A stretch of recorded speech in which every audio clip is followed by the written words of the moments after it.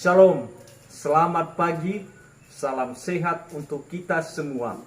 Perkenalkan, nama saya Manahaati Lahagu STH, mahasiswa PPG Pendidikan Agama Kristen dalam jabatan tahun 2022 LPTK Institut Agama Kristen Negeri Ambon. Hari ini tanggal 26 Oktober 2022 akan melaksanakan praktik mengajar ujian kinerja.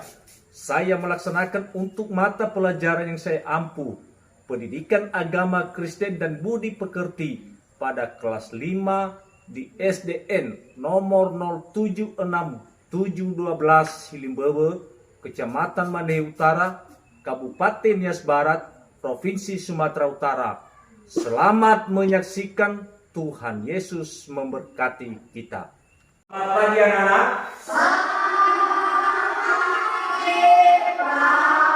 Shalom. Baik, sebelum memulaikan materi pembelajaran kita pada pagi hari ini anak-anak, yang pertama saya minta kepada anak-anak kami, salah seorang anak-anak kami yang membawa kita di dalam doa dan sekaligus membawa kita dalam suatu pujian. Siapa? Ya, silakan anak-anak, silakan. Pak.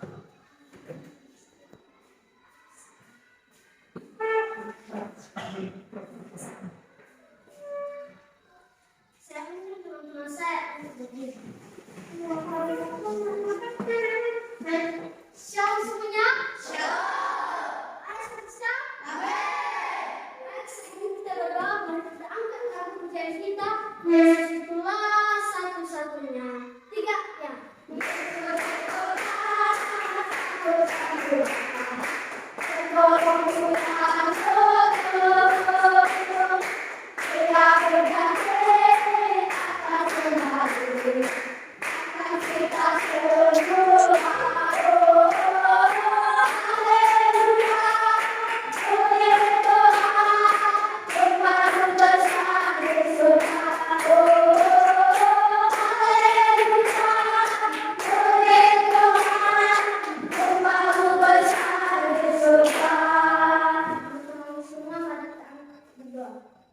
Tuhan, terima kasih Engkau telah menolong kami dari rumah perjalanan hingga sampai di tempat ini.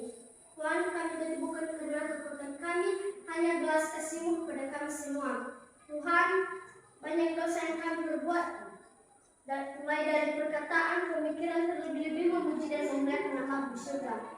Tuhan, sebentar lagi kami akan mau belajar kiranya Tuhan yang ada di tengah kami. Bertambah kepada guru kami, berikanlah dia kecintaan, kehebatan supaya dia bisa mengajari kami dengan baik.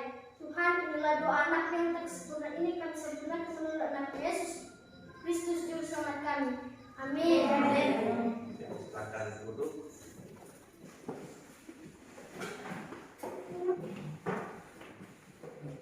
Baik anak-anak, sebelum masuk kita pada materi pembelajaran kita pada pagi hari ini, saya absensi dulu anak-anak.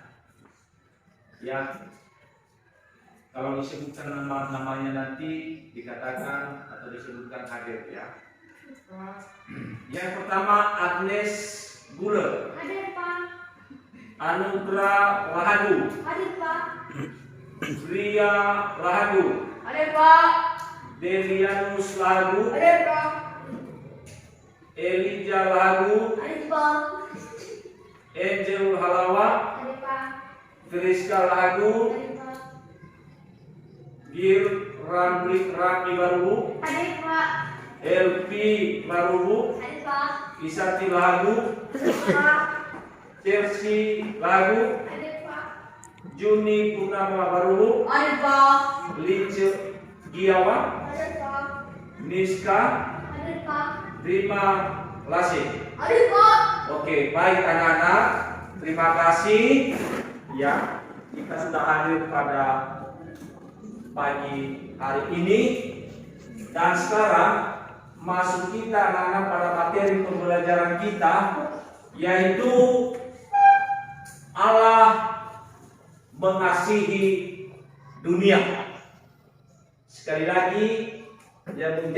materi pembelajaran kita pada pagi hari ini, yaitu Allah mengasihi dunia. Tentu di dalam materi kita pada pagi hari ini anak-anak, ada sesuatu tujuan capaian pembelajaran kita, yaitu yang pertama adalah satu, peserta didik mampu menyatakan sifat sebagai manusia berdosa sehingga perlu bertobat. Yang kedua adalah Peserta didik mampu menyatakan sikap menolak cara hidup manusia berdosa dengan sungguh-sungguh. yang ketiga adalah Peserta didik menentukan cara Allah mengasihi dunia lewat diskusi dengan tepat. yang keempat adalah Peserta didik mampu menjelaskan makna kasih Allah melalui kisah di Alkitab. yang kelima adalah Peserta didik mampu membuat doa sebagai bentuk penghayatan akan kasih Allah dalam kehidupannya dengan Tuhan. baik anak-anak, itu yang merupakan suatu tujuan capaian pembelajaran kita pada pagi hari ini. Yang menjadi materi pertama kita tadi adalah Allah mengasihi dunia. Bagaimana Allah mengasihi dunia anak-anak? Atau kembali saya tanya kepada anak-anak, apakah kalian pernah mengasihi teman? Pernah ya. Bagaimana sikap kita untuk mengasihi teman kita? Contohnya menolong. Itu salah satu yang menjadi materi kita tadi, Allah mengasihi dunia. Dari mana kita tahu bahwa Allah mengasihi dunia? Kita lihat dulu anak-anak, ya, Allah mengasihi dunia dari ciptaan Allah dulu pertama-tama yang kita harus lihat dulu. Di mana Allah menciptakan bumi ini dengan kosong. Betul kan? Tanpa ada apa-apa di atas bumi ini.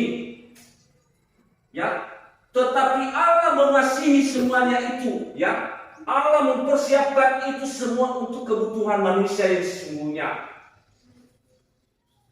Allah menciptakan yang ada di atas bumi ini, misalnya tumbuh-tumbuhan, ya kan?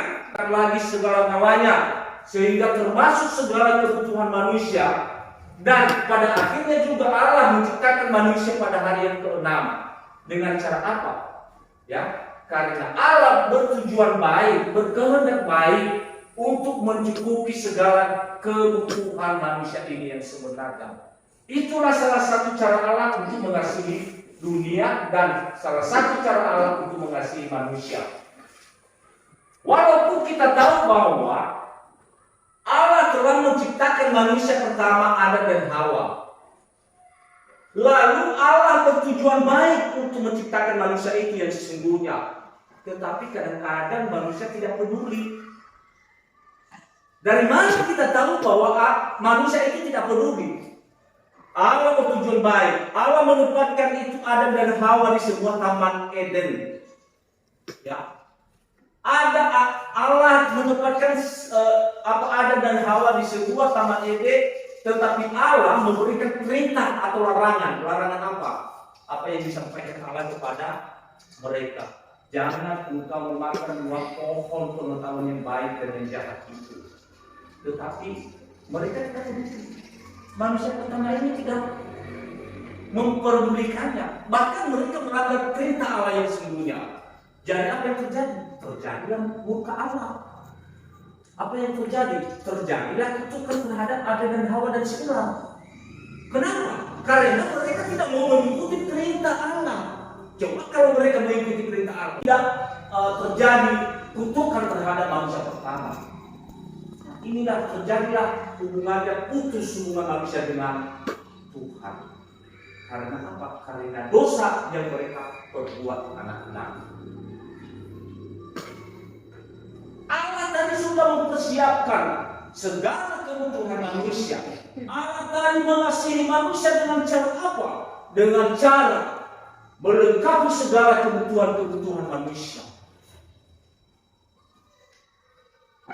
Dimulai dari hari pertama, kedua, ketiga, keempat, kelima, baru pada hari yang ke-6 baru Allah menciptakan manusia.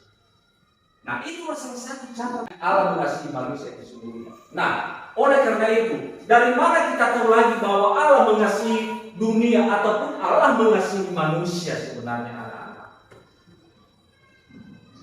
Kalau kita lihat di dalam suatu cerita di Alkitab, ya, di situ dikatakan bahwa Allah berbicara kepada Abraham, ya. Ya, dari mana kita tahu bahwa di antara para nabi, banyak sekali para nabi yang sudah tertuang di dalam Alkitab, anak-anak. Misalnya Abraham. Ya, ini Abraham. Ya, fungsi nabi ini adalah sebagai penyambung lidah, sebagai perantara Allah, nabi baru manusia, anak-anak. Jadi Allah bercerita kepada Nabi Abraham. Apa yang dikatakan Allah kepada Abraham? Yaitu yang pertama, Allah berbicara kepada bangsa Israel atau umatnya, yaitu melalui perantara para nabi. Jadi nabi-nabi ini adalah penyambung lidah Allah, dan nabi-nabi ini mengajak orang tentang kasih Allah dan bagaimana melayani Allah, dan mereka juga memberitahu orang-orang tentang janji Allah. Artinya apa? Dahulu kala Allah membuat janji kepada Abraham. Ia berjanji bahwa semua bangsa di dunia ini akan diberkati melalui Abraham, dan berkat itu akan turun melalui juru selamat, yaitu Yesus Kristus.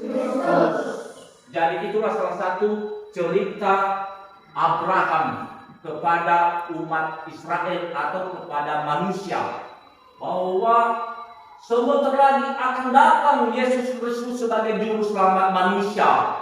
Lalu setelah itu, anak-anak, seketika Abraham bercerita tentang itu, lalu ada juga Yesaya. Coba lihat, ini Yesaya, ya. Ini Yesaya. Ini Nabi Yesaya. Ya. Nabi Yesaya ini dia juga bercerita, ya, memberitakan kepada bangsa Israel ataupun kita sebagai manusia, menceritakan bahwa sebentar lagi akan datang, yaitu Yesus Kristus sebagai juru selamat kita. Begitu juga para siapa lagi? Daniel, ya. Ada Daniel, kalau kita lihat di dalam gambar ini tentang cerita Daniel. Coba lihat, anak-anak, ini Daniel, ya. Nah, ini Daniel, Nabi Daniel. Apa yang disampaikan Daniel? Apa yang diceritakan Daniel kepada umatnya atau umat Israel pada saat itu? Dia berkata bahwa akan datang juru selamat manusia, dan sekaligus Daniel ini bercerita juga tentang jadi hal itu. Ia menceritakan arti batu dalam mimpi Nebukadnezar. Ini Nebukadnezar salah satu raja, ya, tetapi ia mengartikan, mengistilahkan mimpi itu, ya, yang artinya mimpi yang dimimpikan oleh Nebukadnezar, anak-anak. Batu itu memecahkan sebuah kerajaan lain. Batu itu akan tumbuh besar. Demikian kerajaan Yesus akan tumbuh besar dan akan menjadi kerajaan yang kekal. Itulah perkataan yang namanya Daniel yang mengartikan, mengistilahkan mimpi Nebukadnezar. Yang akan datang kerajaan, yaitu Yesus Kristus sebagai juru selamat manusia. Lalu kelebihannya, anak-anak, kita lihat ini tentang seruan Mika. Ini nabi, ya, ini nabi, anak-anak, Mika. Lalu apa yang disampaikan nabi? Apa yang diceritakan Nabi Mika? Nabi Mika berkata bahwa sang juru selamat akan datang dari Bethlehem. Nah, ini ada beberapa tanda-tanda, mulai dari Nabi Abraham, mulai dari Yesaya, mulai dari Daniel, mulai dari Mika, mereka sudah menceritakan itu semuanya, bahwa akan datang juru selamat manusia, yaitu Yesus Kristus sebagai sang raja, sebagai penyelamat manusia. Lalu anak-anak setelah kemudiannya mereka menunggu janji Allah itu. Kalau kita lihat di sini, ya, ada di sini mereka berjam-jam, bertahun-tahun mereka menunggu janji-janji Allah. Tetapi yang kenyataannya mereka masih belum datang janji-janji itu sebenarnya. Artinya apa? Lalu setelah kemudian ada saatnya, ada cipanya itu kedatangan Yesus Kristus, baru mereka melihat bahwa benar-benar apa yang dikatakan itu Allah, janji Allah itu sudah nyata, yaitu sudah datang juru selamat manusia, yaitu Yesus Kristus sebagai penyelamat manusia. Anak-anakku, jadi yang kita harus lakukan di dalam kehidupan kita, bahwa bagaimana cara kita mengasihi Tuhan Yesus, bagaimana tugas dan tanggung jawab kita untuk mengasihi Tuhan Yesus,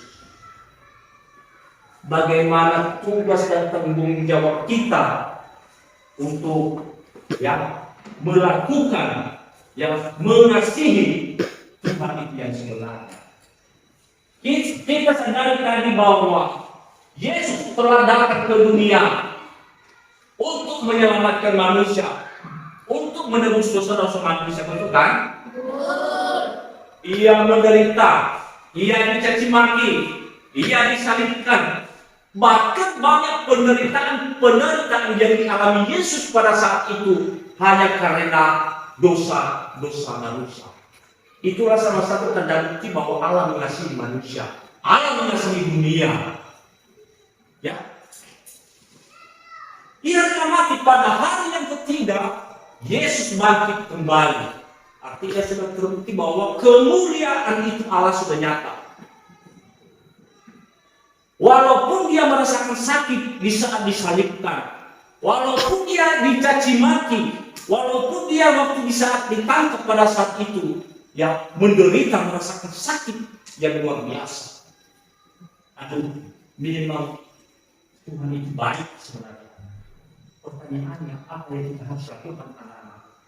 Seketika kita sudah menyadari bahwa Allah benar-benar memberikan sang anaknya yaitu Yesus Kristus untuk menyelamatkan manusia.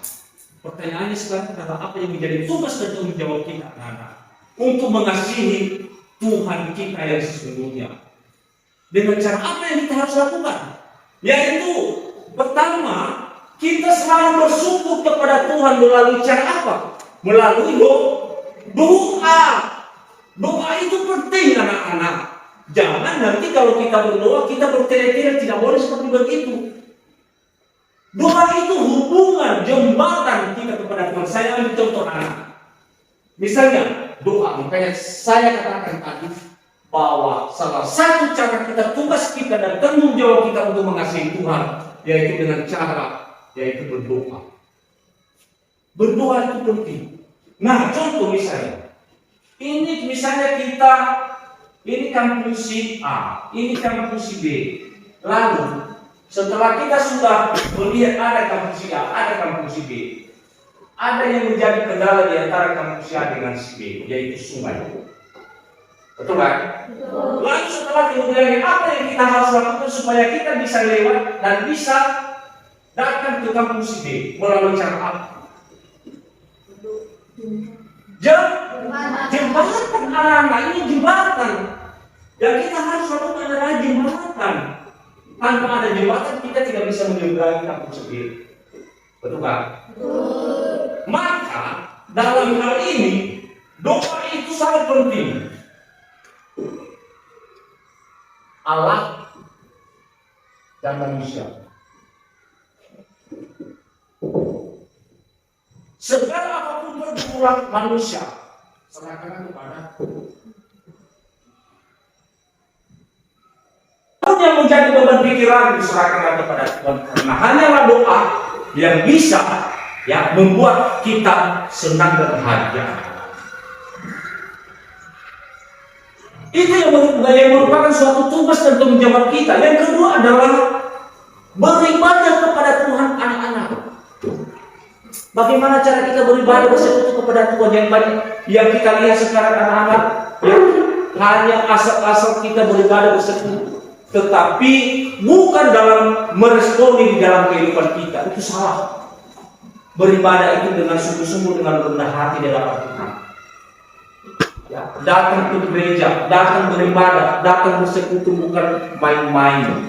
Apa yang disampaikan salah seorang pendeta yang khotbah di atas mimbar misalnya, bagaimana cara kita mendengarkan, merenungkan, meresponi, dan supaya firman Tuhan yang disampaikannya itu bisa berbuah di dalam kehidupan kita. Itu sebabnya. Itu salah satu cara kita, tugas dan tanggung jawab kita. Nah, itulah yang merupakan bahwa kita selalu memiliki tugas dan tanggung jawab kita kepada Tuhan. Jangan hanya asal-asalan.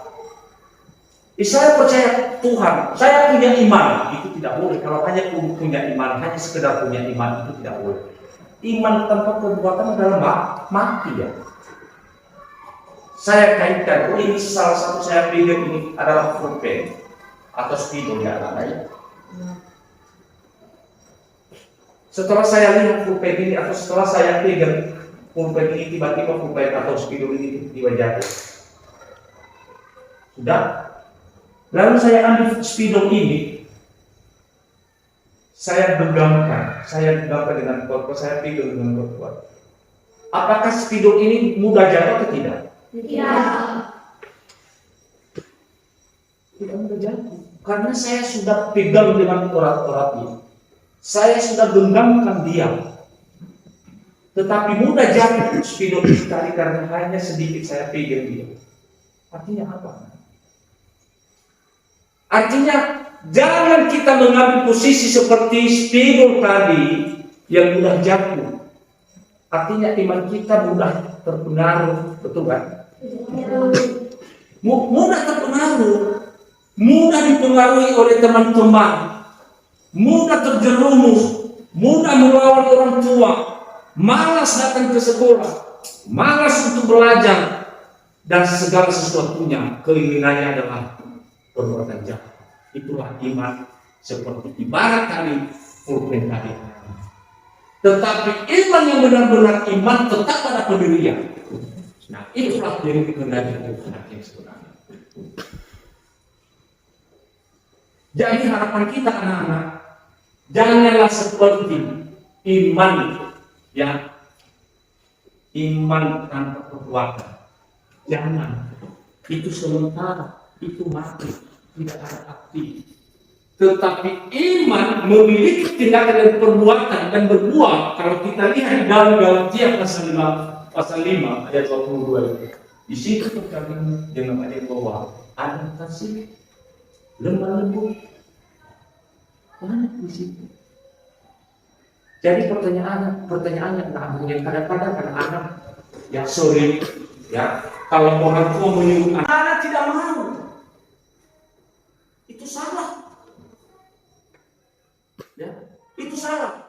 Tetapi apapun yang diperintahkan, dinasihati orang tua itu, kita harus mengikutinya. Jangan seperti sikap Adam dan Hawa tadi anak-anak, bahwa apapun yang diperintahkan Tuhan kepada mereka, mereka tidak peduli, tidak mengikutinya. Bahkan mereka mudah terpengaruh atas bujukan si ular tadi. Kalau engkau makan buah yang ada di tengah-tengah taman ini sama seperti Allah. Padahal semua itu sia-sia, padahal itu bohong. Itu terjadilah putus hubungan lagi karena dosa perbuatan manusia, yaitu Adam dan Hawa. Untuk itu anak-anak, di dalam kesimpulan materi kita pada pagi hari ini, ya, kita harus bersyukur kepada Tuhan. Ya, kita harus berdoa kepada Tuhan Kita harus menyadari bahwa oleh karena Yesus Kristus saya bisa diselamatkan. Oleh karena Yesus Kristus saya bisa hidup. Bukan karena siapa-siapa. Oleh karena itu setelah saya menyadari bahwa oleh karena Yesus Kristus saya selamat. Saya berusaha. Saya mengikuti segala perintah-perintah Tuhan. Melalui ucapan syukur yaitu doa. Melalui ucapan syukur melalui firman-Nya. Itulah yang merupakan suatu tugas dan tanggung jawab kita anak-anak. Jangan beri kesempatan kepada perbuatan-perbuatan jahat itu. Misalnya suka melawan orang tua, jangan, tidak boleh. Firman Tuhan melarang.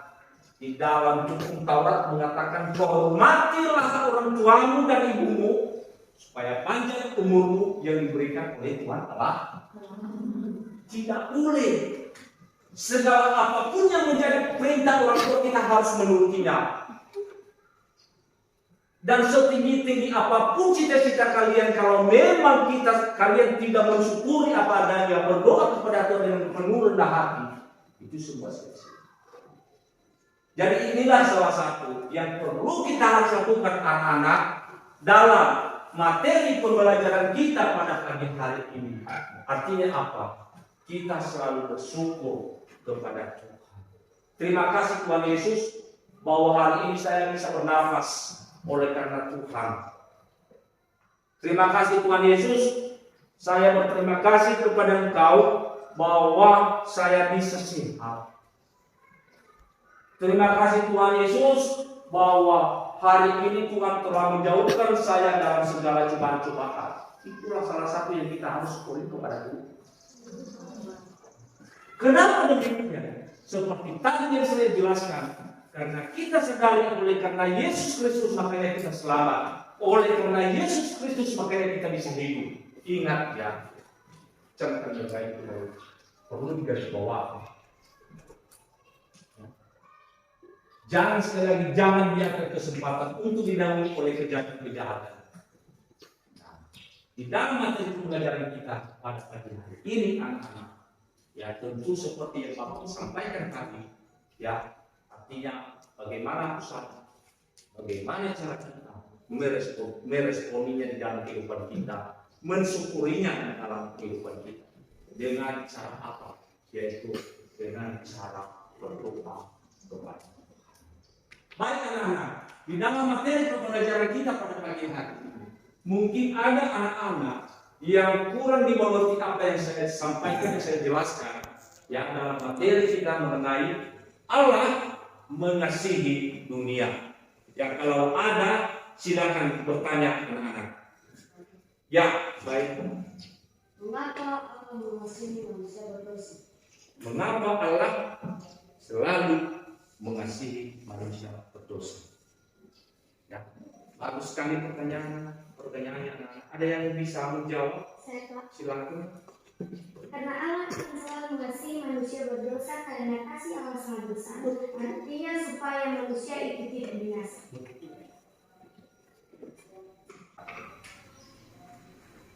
Kasih Allah besar.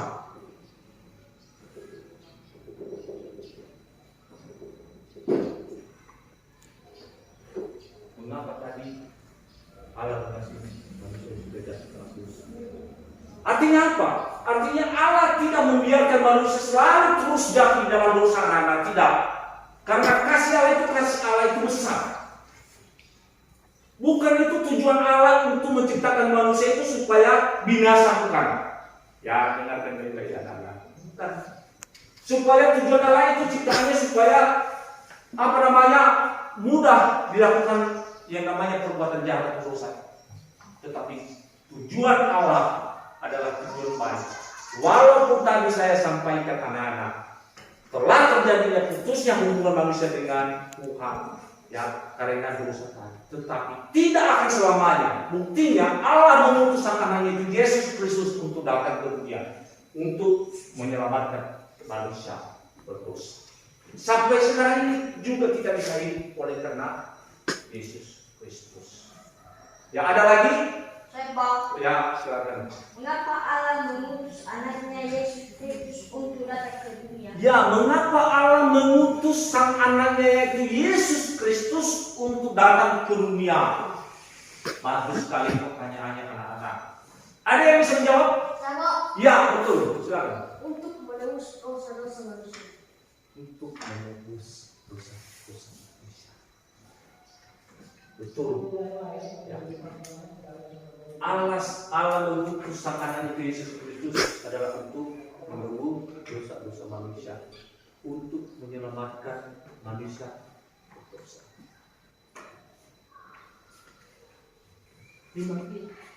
Ia rela mati, ia menderita, ia disalibkan, ia dicaci maki, ia diludahi, dan segala macam yang diperbuat di dalam tubuhnya Yesus Kristus menderita sakit hanya karena dosa-dosa. Luar biasa. Allah memiliki kasih besar seperti tadi. Kasih Allah itu besar, tiada sebandingnya. Bukan seperti kasih manusia. Kasih Allah itu besar, luar biasa. Buktinya dia mengutus sang anak. Seperti tadi yang disampaikan oleh para nabi-nabi tadi. Selalu menceritakan bahwa yang akan datang sebentar lagi akan datang juru selamat yaitu Yesus Kristus sebagai sang raja, sebagai juru selamat manusia. Luar biasa. Akhirnya mereka sudah terbukti, sudah percaya semua janji-janji Allah itu semuanya. Baik, terima kasih anak-anak dalam materi pembelajaran kita pada pagi hari ini, dan terima kasih juga yang sudah memberikan beberapa pertanyaan yang kurang dimengerti dan semuanya sudah terjawab anak-anak. Oleh karena itu ada sesuatu tugas, ya tugas kita ya, yang dikerjakan dalam bentuk kelompok. Nah ini ya anak-anak, dikerjakan dalam bentuk kelompok. Sudah ya? Ya, oke. Nanti dikerjakan oleh anak-anak kami. Ya, tugas kelompok 1 mana kelompok 1 anak? Kelompok 1 ya. Ini, terus ini, dan kelompok 3 tadi ya. Ini ya. Kelompok 3 ya ini. Ya, oke, baik anak-anak, dikerjakan tugasnya, ya dikerjakan tugasnya sesuai dengan tugas yang saya berikan.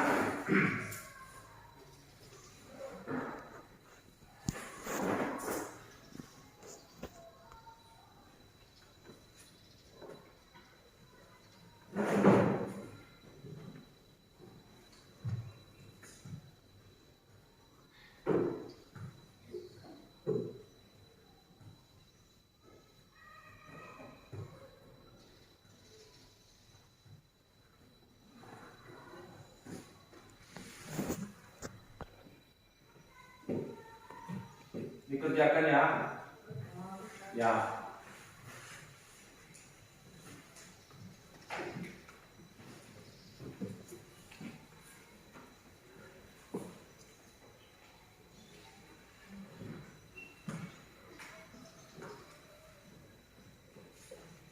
Oke, baik. Kalau sudah ya, saya ukurkan lagi tugasnya ya. Tugasnya ya. Ya. Ya. Saya periksa nanti. Oke ya.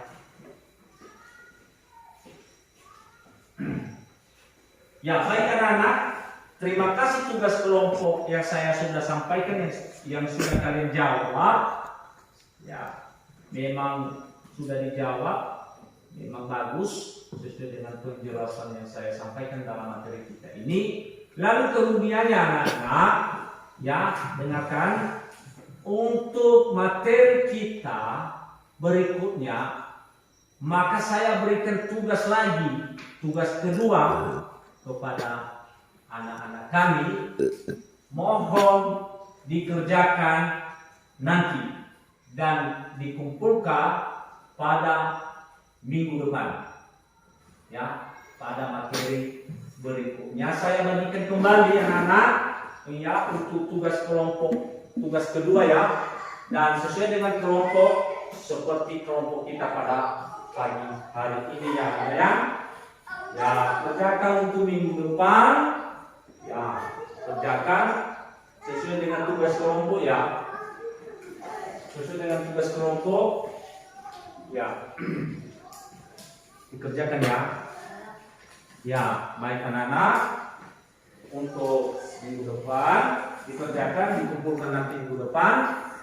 Baik, setelah kita sudah menyelesaikan materi kita pada pagi hari ini anak-anak, ya, dan sudah dimengerti materi ini mengenai alat mengasihi dunia, tentu yang kita harus lakukan adalah berbuat baik terhadap teman, ya, dan tugasnya sudah dijawab.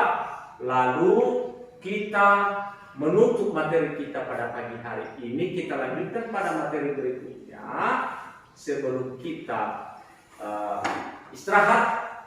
Sekali lagi saya minta anak-anak kami untuk membawa kita di dalam doa ataupun sekaligus membawa pujian dengan penuh sukacita. Silakan siapa yang bisa memimpin kita dalam doa.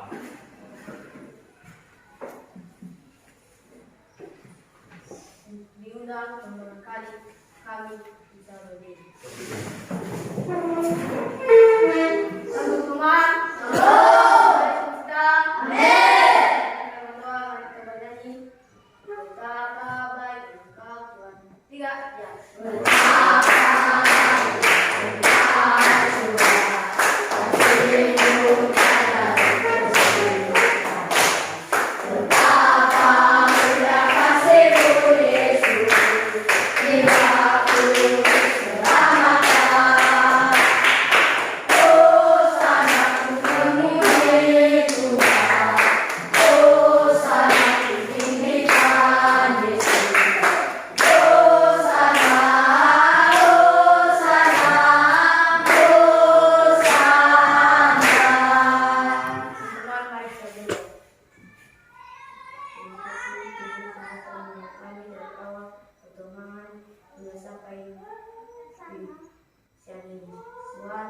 Kami harap Engkau menolong kami nanti dalam perjalanan. Kiranya Tuhan menolong kami dan membimbing kami. Doa yang sekat ini kami kerjakan melalui nama Yesus Kristus Tuhan kami. Amin. Amin. Ya, baik, silakan duduk kembali. Jangan lupa anak-anak, di saat nanti kalian istirahat, ya jaga diri, jangan main lempar apa batu, lempar apa saja. Yang penting kalian harus jaga diri, boleh istirahat. Nah, setelah nanti bisa dilanjutkan untuk pelajaran berikutnya. Terima kasih anak-anak. Salam.